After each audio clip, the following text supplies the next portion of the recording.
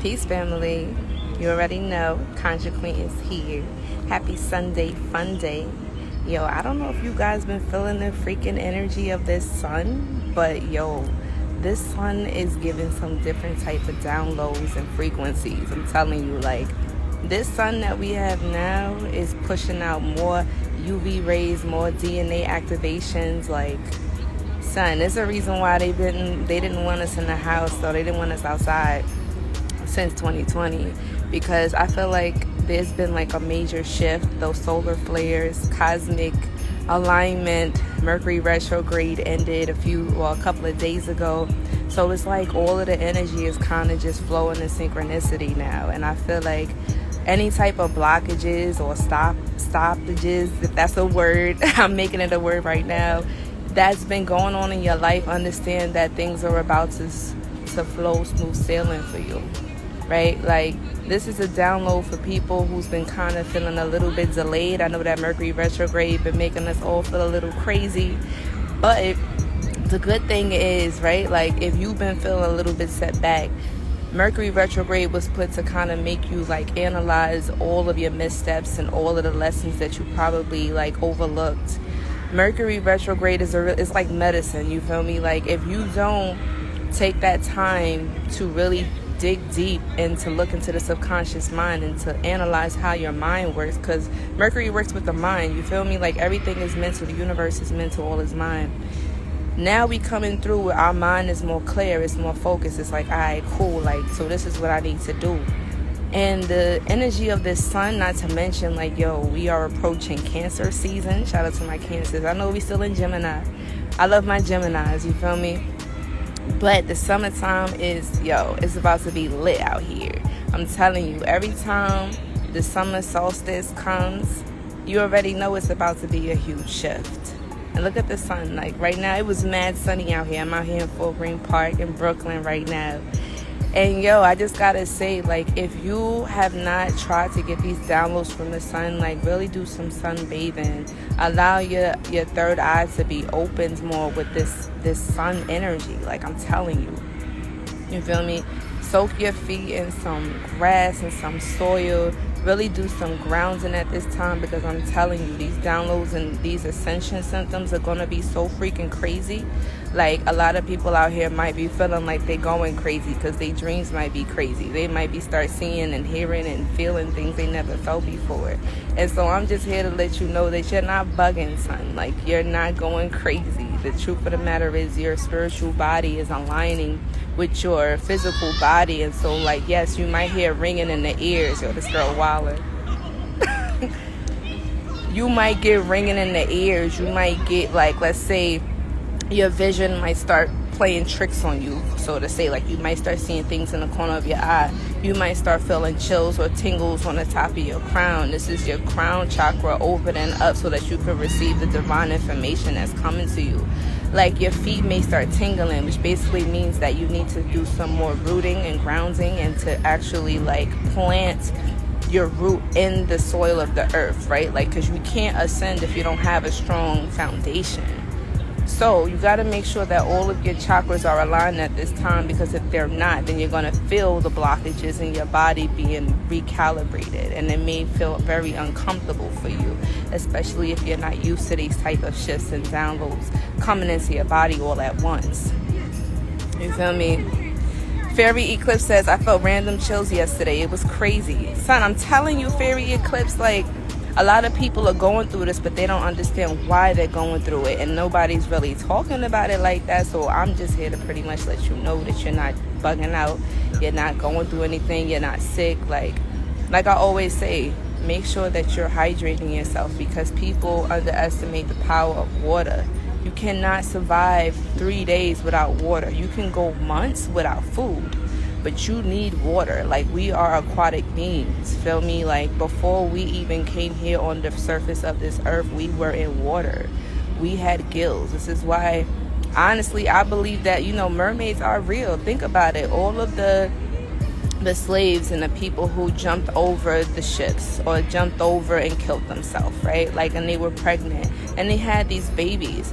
Well, who's to say that these babies didn't survive as mermaids, and there's a whole bunch of mer people living in the earth? Like, we breathed in water and our mother's fluids in her stomach before we actually took a breath of H2O. You feel me? Like, there's even water in oxygen. Like, it's just crazy, son. Like, only thing I'm saying is that water is a very powerful spiritual conduit.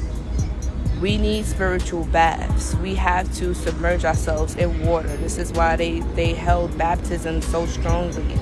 Baptism, they always synchronize it with like spiritual cleanliness or spiritual rejuvenation. And when we are outside of water, we're like fish out of water. We start to dehydrate. We start to dehydrate spiritually, not just physically, but we start to feel spiritually drained. This is especially true for people who are readers, empaths, intuitives, scryers, astrologists, tarot readers, whatever it is that you do. You got to understand that when you do this type of work, it's very important that you submerge yourself in nature and also the element of water. You got to figure out what element synchronizes with you. Some people are more synchronized with fire. That means you got to work with more fire energy. Some people are with earth, so you have to work more with the earth energies. You got to work with the herbs and the plants and the trees, and you got to talk to the fairy beings that's in these elements. Like, I talk about these things a lot on my YouTube videos and stuff. I know that I've been posting more frequently on my YouTube channel because, you know, guys, I took a little hiatus to recharge. And I feel like with social media and with all of these different changes that's going on with society and this new technology, social credit system that they're trying to build, like, there's going to be a lot of changes, and we have to make sure that we are taking care of our mental, spiritual, and physical health, because it's so easy to neglect those things when we're stuck inside of a screen, a black mirror, right? The iPhone or the Android or whatever type of cell phone or mobile device that you have. You got to understand that there's life outside of these social media stuff. And I feel sorry for the newer generation because, you know, I'm from the 90s, and so we pretty much grew up like loving to go outside. Outside was like the best thing ever. It's like, yo, mom, dad, can I go outside? Like, that's where you wanted to be. Now these kids don't want to be going outside. They want to stay home outside of the sun, right? And the sun is where we get our information.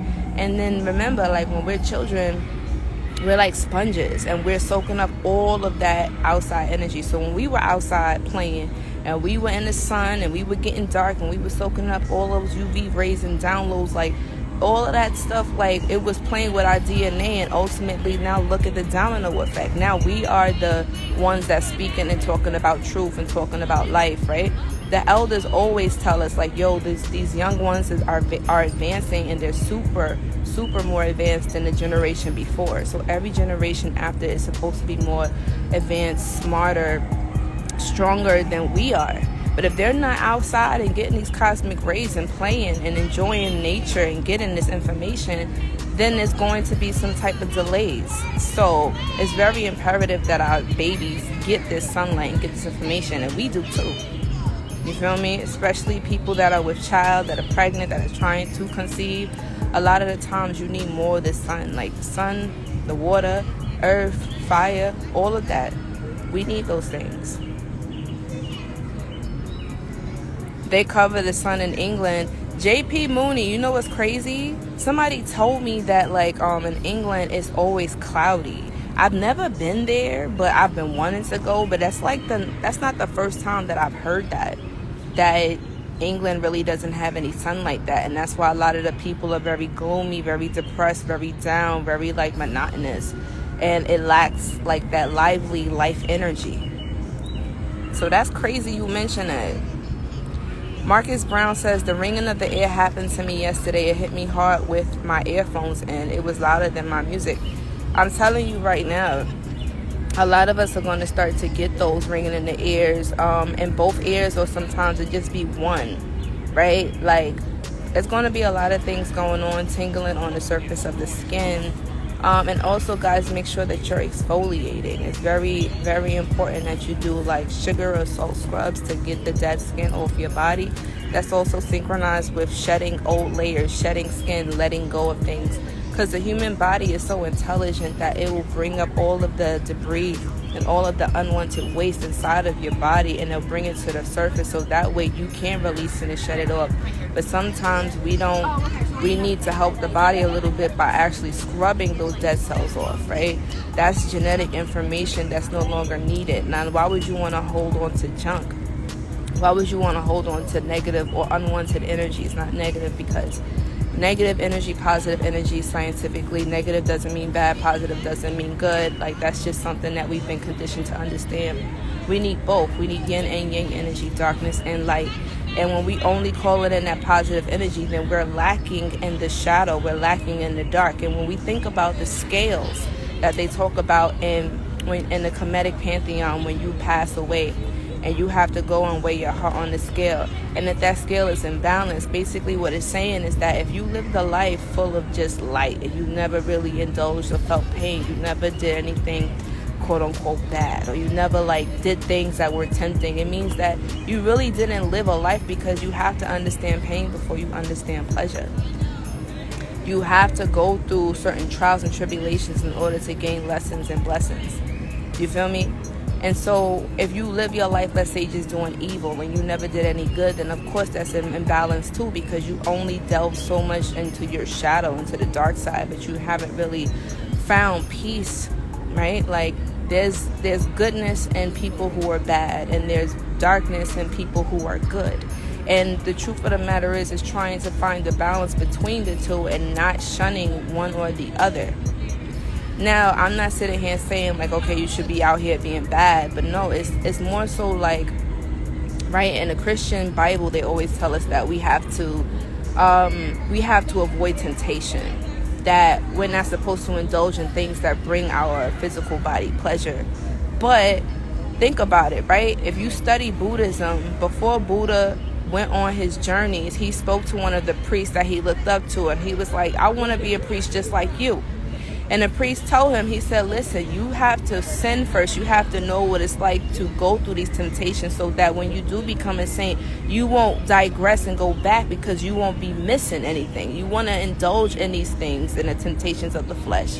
Get it out of your system, and then you'll become a priest. And so that's what Buddha did, right? It's not, people don't really thoroughly read the story of these messiahs that pretty much laid the foundation, or were mythical or legendary people, that they were just telling us a story about ourselves and how we're supposed to go through life.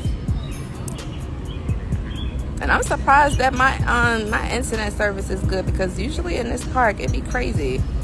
But the point that I'm making to you is this, right? We all know stories about people who should I say this? I don't think I'm gonna say this on Instagram.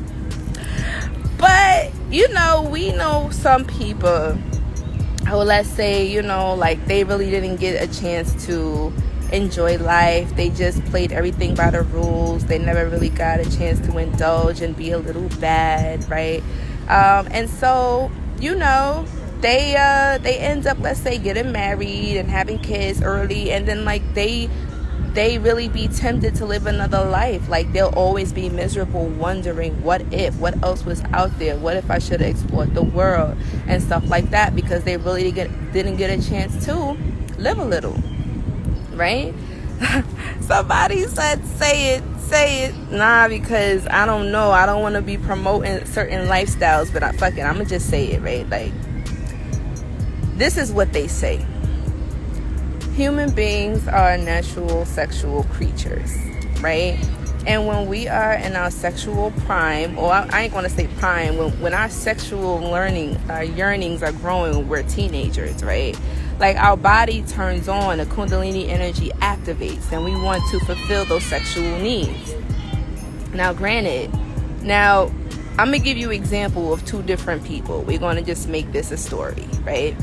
So, on one, you have one person who, let's say, they saved themselves for marriage, right? They never had a whole phase. They just played life through the game. They followed the Bible. They didn't sin. They were just living righteously, or as what they think righteous is.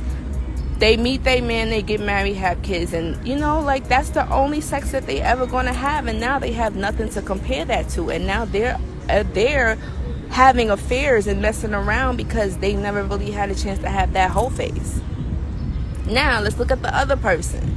The other person, you know, they enjoyed their sexual life and they really got to date and see what else is out there, and you know, they had their whole phase.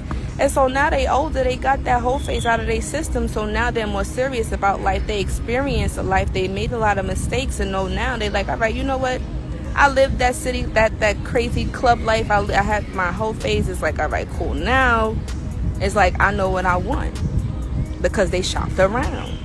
Now everybody has different philosophies on that perspective, but a wise woman once told me this, and she was just like, you know what, you're supposed to live your life. Your teens and your 20s is like your selfish years. Your 30s is more so when you're still figuring out who you are. This is like when you're coming into your maturity. This is when you have your Saturn return. Then after that, it's like, okay, that's when you really truly start to... Are we back? That's when you start to develop a sense of who you really are. See, I told y'all that the connection gonna start acting crazy. Now... Somebody said the girl screaming in the back was an affirmation of the Kundalini awakening. I mean, it could be. Am I back though? Okay, I think I am back. So, you know, and I know like a lot of people may disagree with that philosophy, but I've heard this from a lot of different people. I've heard this from men. I've heard this from women. You know, like, think about it. Like, there's a lot of... I think that all men, and this is just my personal opinion, I think that men and women need to go through their sexual, like, what's the word I'm trying to use? It's like they gotta go through this period where they indulge in like their pleasurable desires. So whether it's sexual, whether it's partying, whether it's whatever that we think it is, indulging of the flesh. Because what's going to happen is when you get to a certain place in life, and let's say you really didn't get to enjoy childhood, you really didn't get to have fun, you really didn't get to explore, travel, you really didn't get to see what life has to offer you. Let's say you had to grow up fast, right? And you never really, and I don't like the term whole phase, but that's just kind of like what most people know it as. It's just kind of like when you're exploring your sexual desires. Because this is the crazy part, you know, like, men say that they want a woman that's sexually experienced, that can do tricks, that can do all types of stuff. But then they want a Virgin Mary. They want a woman who's clean, who's a saint. And so that's like a contradiction within itself. You feel me? And then on the other hand, you know, I think that men need to go through their sexual urges too, because think about it, like, I think that there's a certain awakening that happens in each individual gender, and they have to explore those things, because if a woman doesn't explore her sexual nature, then she wouldn't, like, ladies, if you don't know how to pleasure yourself, then how can you expect your partner to pleasure you? You feel me? You gotta listen. This is what I know, and this is what I'll teach my daughter, okay? Like, you have to look and squat over a mirror, and first of all, you got to get familiar with your lady parts. You got to know what's down there, what works, what feels good, what doesn't feel good. You got to learn how to pleasure yourself. Then that way you can learn and you can teach your partner how to please you, because the only reason why people complain about not being sexually satisfied is because A, they didn't have enough sexual experience, or 2, they don't know how to experience or pleasure themselves. And when I'm talking about sex, I'm not just talking about, just the physical sense of it. I'm talking about, like, the spiritual connection, too. The divine whore is sacred. Hummingbird the healer. Can you say that again, please? For the people in the back. Madonna whore complex. It's like, you know, sex is something natural. It's just it's the dogmas that we've been taught to think that it's something wicked and something dirty. And it's more so like we have to start looking at it as just like it's something sacred. It's the combining of two souls. And yes, it does create attachments, but you can always cut those attachments. You feel what I'm saying? Like, you have to be aware of what you're doing.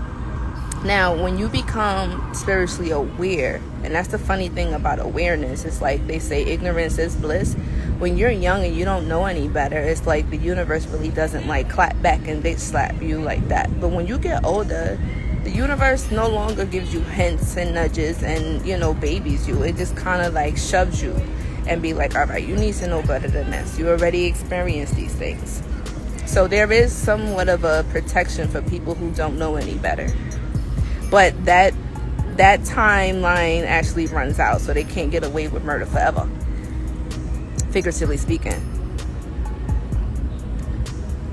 Fairy Eclipse, you are on a road. She says, beware of the energy vampires when being intimate, which is very true. This is why while our ancestors taught us that when we came into our sexual like wantings in our teenage years, right? Like the elders would teach us about like sex, and the women would have like a literal festival or a party for the young girl who comes into her menstrual cycle, and they'll teach her all of the sacred acts about love, about sex, about marriage, about children, about her body, about pleasure, about all of this stuff, like things that we have to eat, things to avoid eating when you're on your cycle. Like a lot of women don't notice, but there's certain foods, like the Native Americans will tell you, do not eat salt when you're on your cycle. Do not eat fish or meat, and don't drink alcohol. Why these things? Well, first of all, salt will make you bloated. It will blow you up, okay? Like it'll absorb all of the freaking water in your body, and it'll retain fluid, which makes you look like you're big, like a balloon. Second, they'll tell you not to eat fish or meat because for some reason when we eat meat or fish, it makes the blood or something like, well, first of all, your pores open when you're on your cycle and when you're pregnant, so you'll smell like fish, or fish will come out of your pores more. And not only that, but it'll make the menstrual blood smell funny, and it'll make you bleed heavier. Alcohol thins the blood, so of course, you know, it's going to be harder to clot, and then you're going to start bleeding more heavy. That's for people that didn't know that.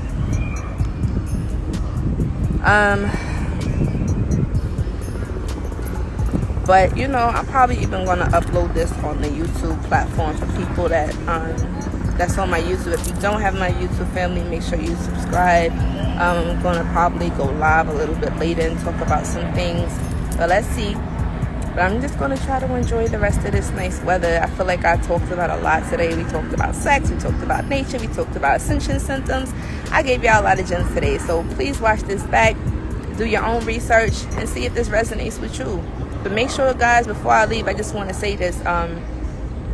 Sleep with clear quartz crystal under your pillow during this time to bring you more clearer dreams and clarity, so you can remember your dreams when you wake up. And if your ancestors and spirit guides are communicating to you in the dream world, then you want to make sure that you get the messages, because the energy in the veil is very thin right now, and this sun is not playing. So until next time, I'll talk to you guys later. Conjure Queen signing out. Peace.